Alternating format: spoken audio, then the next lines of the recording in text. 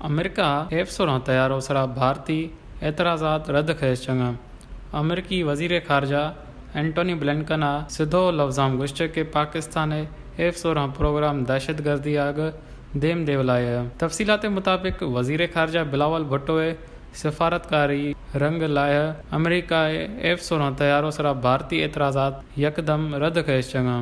अमेरिकी वज़ीर ख़ारजा भारतीय हम मनसब सरा वाज़ेह कया गुश्त के पाकिस्तान F-16 प्रोग्राम दहशतगर्दी आग देम देवलाया। भारतीय वज़ीर ख़ारजा वाशिंगटन नाम अमेरिकी हम मनसब आग मुलाकात कया।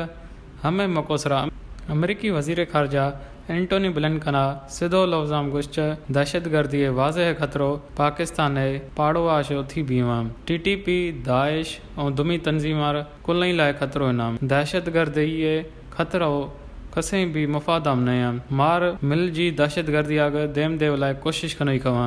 अमेरिकी वज़ीर ख़ारजा गुश्त के पाकिस्तान आर नोखे तैयारो या सिस्टम फराहम न खनवे मैं जिम्मेदारी के जो फौजी साजो सामान दाई अमयर बहाल रखने लाइ तकनीकी तावन भी फराहम खन।